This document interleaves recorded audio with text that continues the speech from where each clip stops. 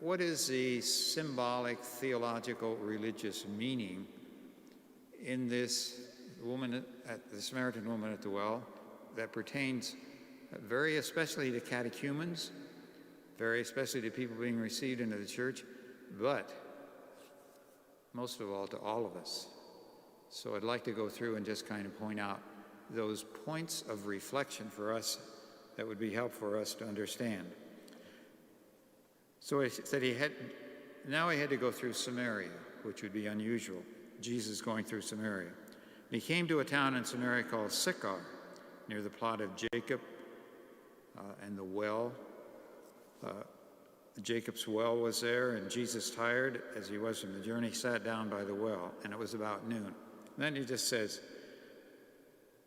the disciples had gone to the town to buy food, so they were removed from that setting at that point. Remember the Samaritan woman, when Jesus said, "Will you give me a drink?" And she replied, "You are a Jew, and I am a Samaritan woman. How can you ask me for a drink?" Then there's quotations in most of the Bible that says, "For Jews do not associate with Samaritans." That may have been a little bit later addition into the original story, the original narrative and account. It could have been an insertion. That's why sometimes it's in parentheses. She said, "Sir," she called him sir, which would just be an average way to speak to a man at that time. Would have wouldn't have any sense of honor or dignity. It would be kind of you, with no overtone that she was speaking to an important person. It wouldn't even have the reverence that we have today when you speak to somebody and you kind of introduce them at first, and then you would say to a man, "Sir, this is how you can get from here to there," or "Woman, this is how you can get from here to there." We just have no overtone of dignity or of honor, which is important to remember that this is where the Samaritan woman started with Jesus. Just sir, a very common name. Jesus answered her, "If you knew the gift of God and who it is that asks you for a drink, you would have asked him and he would have given you living water." So very clearly Jesus said, "You do not know me because of the title that you give me of sir. If you really knew who it was speaking to you, you would have said, 'Jesus, give me that living water that you bring into the lives of people.'" It's good for us to remember today that Jesus is the living water, initially at baptism, but it's our souls are thirsting for you, O Lord my God. That thirst can only be quenched by Jesus, the living water in our life. And that's a lifetime commitment to understand the living water of Jesus in our life. And then going back to kind of the literalistic level, the woman said, "Sir, you have nothing to draw with, and the well is deep. But where can I get this living water? Are you greater than our father Jacob, who gave us this well and drank from it himself, as did also his sons and his livestock?" So she wanted to make sure that Jesus knew the well that he was at. The well would not be a revered place for the general Jewish public, especially those who lived in Galilee and those who lived in modern-day Jerusalem area. So she reminded, this is a well that Jacob gave us, and it has historical and religious background. But Jesus answered, "Everyone who drinks this water will thirst again." So it's kind of a confronting way of saying, you're just speaking about this well of Jacob. That's common water. If you knew me, you would be asking for living water, because you'll continue to be thirsty physically for water, but the living water will bring you life and continued life. The woman then said to him, "Sir, give me this water so I won't get thirsty and have to keep coming here," literal level versus the religious level. Then Jesus told her, "Go call your husband and come back." I suppose this was to point out the nature of the person to whom Jesus was speaking. And she replied, "I have no husband." And Jesus said to her, "You are right when you say you have no husband. The fact is you have had 5 husbands. The man you now have is not your husband. What you have just said is quite true." So that would be the cultural relationship of 5 husbands. So it'd give you some indication of the religious background, the moral background, and the understanding of the Samaritan woman at the well. But then the woman kind of goes to what we call the second stage. She does not say, "Sir," common title. She says, "I can see that you are a prophet." And that changes the discussion considerably. You're not just a common, ordinary Jewish person. You must be a prophet. Definition of a prophet is one who speaks in God's name. Literally in Hebrew, one who speaks in God's name. So she was coming to a different level of enlightenment to call him, "You are a prophet." But then she says, "You know, our ancestors worshipped on this mountain, but you Jews claim that the place where we must worship is in Jerusalem." There you'd have the historical thing again. This is the 4th century before Christ.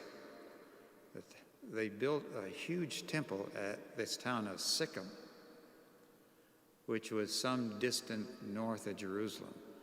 So the Samaritan said, "This is where you worship, at Mount Gerizim, where the temple, the synagogue is.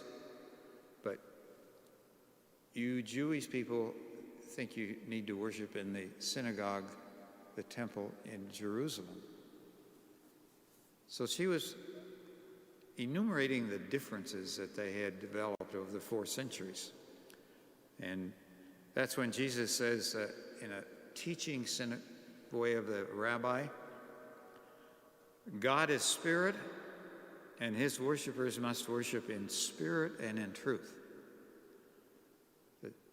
There will be a time when you no longer worship as the center of the divine universe at Sychem, and even it's no longer in Jerusalem.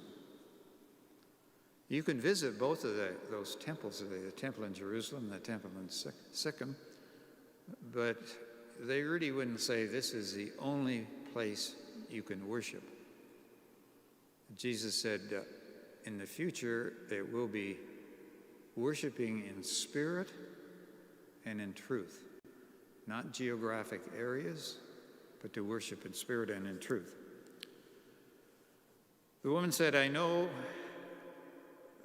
that the Messiah, called Christ, is coming, and when he comes, he will explain everything to us."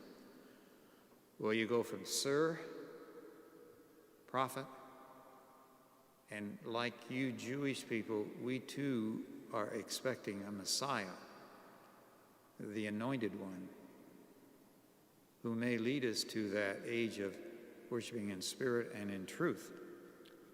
And he will explain everything. Then Jesus replied to her, "I, the one speaking to you, I am he." Now, that would be a reference to the Jewish people, and no doubt this. And when Moses was called to the mountaintop at the time of the Exodus to lead the people out of Jerusalem, remember Moses asked in a very particular way after the command, "Lead my people out of Egypt into the land that I will show you, the promised land." Moses asked the obvious question, "When I go to the Pharaoh, as you asked me to do, to release the people, whom should I say has sent me?" Remember, that's the phrase when God says to Moses, just say, I am sent you. And that became a refrain in the Old Testament, and even in today we say, who is Jesus? Who is God? God is the one who said, I am who I am. And you can't put a name or a title to me to restrict me by a name or a title. Just, I am who I am. Jewish people had the notion in their culture that if you named somebody, you kind of owned and were responsible. In their view, you gave a name to a child at birth because you were saying, I am responsible for you, and I am your mother and your father. And God said, that's the only description you need of me. You don't need a title. You don't need anything. Just say, I am who am, sent me. We would say today, once you say, I am, you've said it all. And that was the description that they had of God. And they did not want to give God a name because that indicated, well, I have some power over God. We, like the Jewish people, never believed that we had power over God to tell God what to do. We just revere God as he said in the book of Exodus, I am who am, sent me. So she had that background, and Jesus just said, I am. Then the disciples returned and were surprised to find him talking with a woman, cultural thing, but no one asked, what do you want, or why are you talking with her? They just didn't catch on that, what's going on here? They didn't even think to ask that basic, what's going on in the life of Jesus? What's going on in the life of this woman at the well? Meanwhile, his disciples urged him in a very practical way, Rabbi, why don't you eat something? You went and got the food, why don't you eat? But he said to them, I have food to eat that you know nothing about. Today we would speak of that, I am the bread of life. And that would be that whole bread of life discourse in the Gospel of John, where Jesus would say, I am the bread of life. I am the living water. And Jesus said, my food is to do the will who sent me to finish his work. Then he goes into, the harvest is coming, and you seem to be smart enough to know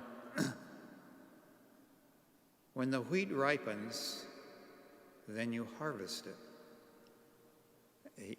He used a very simple, you catch on to the harvest of the seasons, but you seem to be missing the harvest that is available to you now. You seem to be, so that was again kind of an indictment of these disciples who were thinking, little bread, literal water.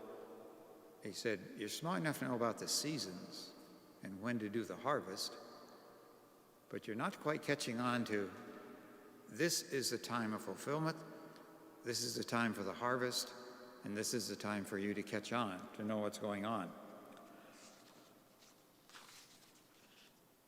Many of the Samaritans from the town believed in him because of this woman.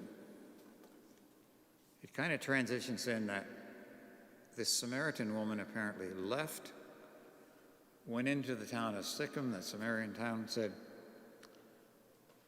he told me everything I ever did. He's more than a prophet. And she apparently explained who this Jesus is as she encountered him. Remember, she went from sir to prophet.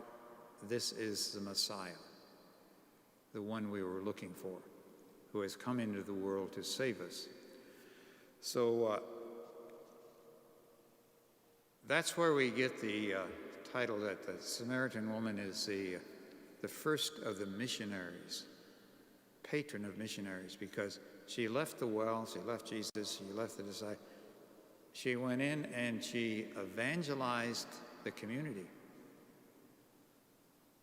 He told me everything I ever did, and they became, quote, believers in him. But then it goes on to say, when Jesus appeared, the Samaritans in that village said, "Come and stay with us." The Gospel of John, to stay with you, is not just a literal thing. It has come and be with us, be part of our community, be part of our life. But then it kind of transitions into another level. The people in that village, the Samaritan village, said to the woman, "We no longer believe just because of what you said. Now we have heard for ourselves, and we know that this man really is the Savior of the world." A huge jump and distinction. The Samaritan said, "Yes, we believed in what you said, etc., but our faith now is in Jesus Christ. It's not in your word. It's not in the word of the woman at the well. We believe because we too have experienced the person of Jesus Christ." Remember, that's the goal of the Gospel of John, that your faith will lead you to a faith in the person of Jesus Christ. That's probably one of the main reasons why it's read whenever there are catechumens or candidates to come into the church. The goal of the RCIA, the goal of our baptism, confirmation, reception of the Eucharist, the goal of all of our religious education is, for lack of a better phrase, is to believe in Jesus Christ as our Savior. And that's not dependent on who talked about Jesus. That's because I've come to know you personally. And that's the goal. So that's kind of the ending of the Samaritan woman at the well. They came to believe because they too had experienced Jesus face to face. And their faith was in what Jesus said, and not in just what this missionary Samaritan woman said to them. Obviously, that was a triggering point for them to believe in Jesus, but they had arrived at the goal, and that's where the Samaritan woman story ends. We no longer believe because of what you, the Samaritan woman, told us, as important as that is, as much as that triggered our faith. We believe in you because we have experienced Jesus himself. I'm not going to use it here, but a lot of you have heard me talk about a specific instance of a rite of Christian initiation a year ago, where the condensed version is, this young airman came in to see me and he said, "I got to become a Catholic, got to become a Catholic." I said, "Well, let's discuss it." And he said, "You don't understand, I got to become a Catholic." So what I discovered was he was getting married a year later back in the United States, and we were in Germany. And I later found out he used the expression, or he may have even used it that day, "No Catholic, no marriage." I'm getting married to an Irish Catholic family in the States next August. If I'm not Catholic, no marriage. Well, that was his starting point. Well, he did come to the first session of the RCIA, and everybody explained what triggered them to come that night, etc. Most of them were, it's better to have one family faith, one family church, than one over here and one over there. That was the majority. Remember one thing, when I got married, I promised my wife to be someday I'd become a Catholic. Well, the day has arrived. Well, when we got to this guy, he just said, "No marriage unless I'm a Catholic." Well, people jumped all over him and said, "Well, you can get married in the Catholic Church of different church backgrounds," etc. He said, "No, you don't understand. No Catholic, no marriage." So I said, "Well, we'll talk about that a little bit later. because there were about 35 in that RCIA class. There was a guy next to him, the last guy in the circle when we were doing the icebreaker. And I said, and what kind of triggered you to come tonight? And he said, well, I was in the dorm, the barracks, and he said, Mike came through. I was watching TV in the common room. I said, Mike, where are you going? He said, I'm going over to become a Catholic. He said, hold on, I'll go with you. That guy got on fire, absolutely on fire. Still hear from him. That was 35 years ago. And I mean, he was baptized, received communion, confirmed at the Easter. And there was never a Sunday that I didn't see him. He asked, can I become a Eucharistic minister? His question was, how do I get to be able to hold the chalice for people? And then he said, how do I get to read in church? And he spent another year there, and he just was alive and on fire. And 35 years later, he's still alive and on fire in the southern state of Georgia. So that's why the Samaritan people would say, we believe because we know Jesus. It's not dependent on any other. So that's why we use it at the Easter, at the third, fourth, and fifth Sunday. The Samaritan woman, next Sunday will be the blind man who comes to faith, and the next Sunday will be the raising of Lazarus to life. And those three stories fit a lot of what our faith development is. So, we got about 3 minutes before the roof falls in, or something like that, according to Father Golka. He said if you're in there, if they're not on their way out at 10 till, you'll never be invited back, or something like that. Samaritan woman, we don't know her name. And I'm just going to do this in 90 seconds. You can go on the internet and right along with the Samaritan woman at the well is Photine of Samaria. The Bible just, no more information about her, Samaritan woman, not even a name. If you are part of the Eastern churches, the Orthodox churches or the Eastern Catholic churches, and I think it's in July 26th, there's a feast of Saint Photine, who in the Orthodox Eastern Catholic rite is the woman at the well. And they say that she went from Samaria into Egypt, along with her 5 sisters, and they became missionaries there. And then because of the repressive government, etc., they have it dated in the year 66. Saint Photine and her 5 sisters were all executed because of their faith by the Roman government. I'm not going to say, I would ask if I was in Egypt or in that, I'd say, how did you get this information? How do you know it was a Samaritan woman?